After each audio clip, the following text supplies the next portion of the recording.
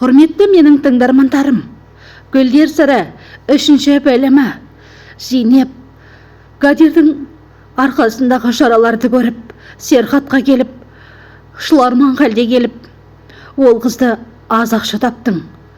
Тоңазытқыштағы тамақты жедің деп, аямай соққыға жығады екен.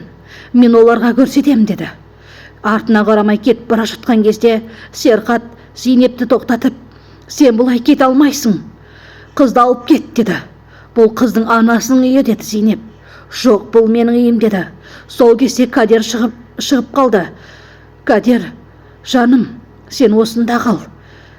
Мен жазып берген номерімді жазып берген қағазды жоғалтпа деді.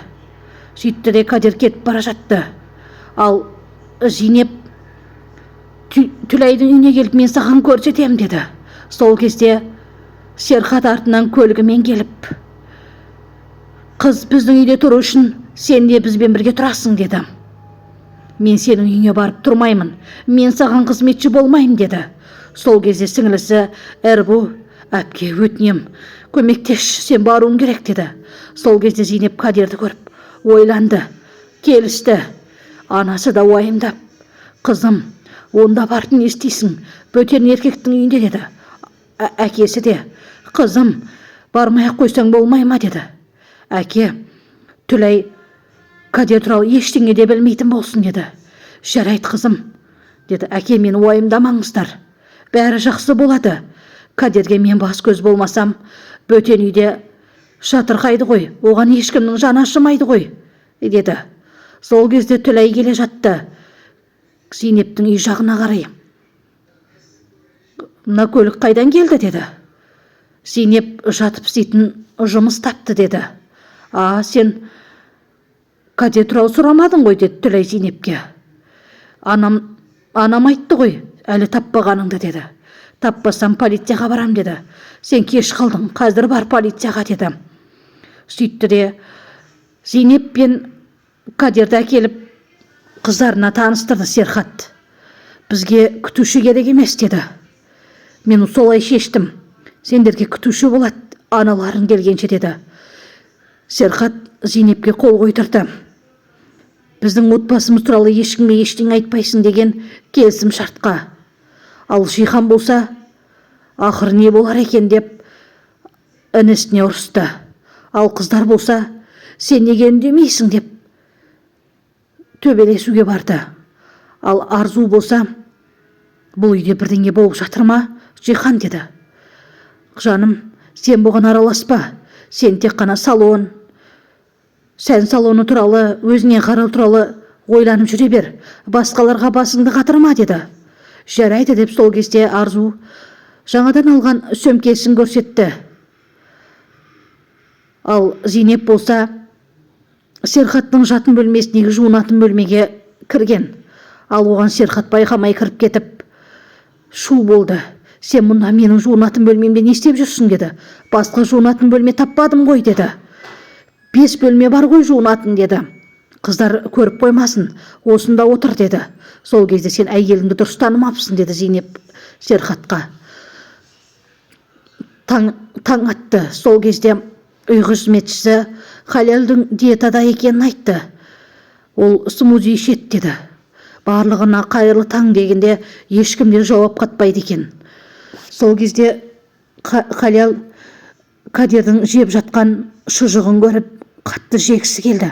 Жейсің бе деді. Жоқ, менің анам толық адамдарды жақтырмайды деді. Сенің ағзаң жас қой, тез қортады деді. Серхат Тибетке барып тендерден бас тартатынын айтты. Неге олай істедің деді. Маған тендер керек емес, мен солай шештім. Шешімімді өзгертпеймін деді. Сол кезде Тибет шығып Жиханға хабарласты. Сен тендерден бас тартқанын білесің бе Серхаттың деді. Жоқ деді. Онда сені інің адам құрлы көрмейді деді. Оның не ойлап жүрген мен білем. Барлық сырды жайып салам деді Тибет. Ал Серхаттың анасы келіп Зейнепті сынай бастады. Ағылшынша сөйлей аласың ба? Білімің қанша деді. Сол кезде Кадир келіп, қош келдіңіз деп қолынан сүймекші болды. Бұл кім өзі? Қайдан келген өзі? деп ашуланды. Сіз бұның ата-анасының кім екенін білсеңіз, таң қалар едіңіз, деді. Зейнеп бұл не деген деп түсінбей қалды. Арзуды Жихан сән салонына келіп шашын істетпекші.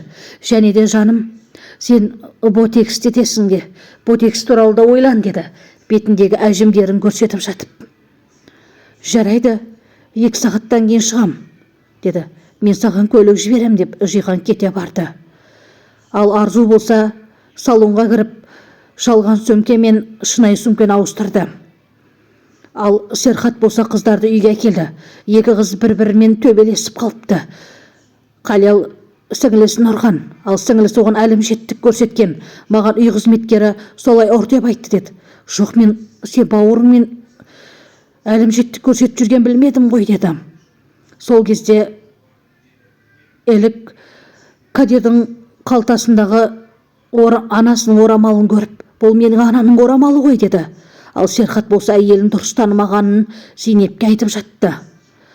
Барлығы Халелдің шарасына қосылды. Сол кезде жанның келетін айтқанда Жихан қатты ашуланды. Ол қай бетімен келмекші? Кім шақырған оны, деді. Анасы мен шақырдым, деді. Сол кезде Жан да келді. Қош келдің, Жан, деді. Ал Зейнеп болса Халелдің іс шарасына шашын әрлеп дайындап жатты. Мен қатты қорқып жатырмын, ұмытып қалатын сияқтымын, деді. Жоқ, сен ұмытпайсың, деп Зейнеп оған күш берді. Сол кезде Зейнеп қол шапалақтап ысқыра бастады. Сен не істеп тұрсың, деді Серхат. Жай барлығы дұрыс қой, деді. Ал Жан болса не болып жатыр дегендей қарады. Ал Серхат болса тыныш отыр. Бұндай жерде ондайдың керегі жоқ, деді. Халел пианиноны ойнай бастады. Ал Жан болса Кадерге, сенің есімің Кадер ма, деді. Иә, деді. Сен сол Кадерсің ғой, деп Жан Кадерді көріп қатты таң қалды. Ал Серхат болса Халелдің ұстазының қолындағы татуды көрді. Ал Берак болса көзінен жас тамып жатты. Сол кезде Халелдің ұстазын Серхат ұра бастады. Барлығы у-шу болып Серхатты тоқтатпақшы болды. Бірақ Серхат қояр емес. Ал Кадер болса құлағын жауып бір орында отыр. Сол кезде Жан үндемей сыртқа шығып кете барды. Ал Серхат болса әлі де қояр емес. Аямай ұрып жатыр. Фильмнің жалғасы бар. Арнама тіркеліп кетеміз.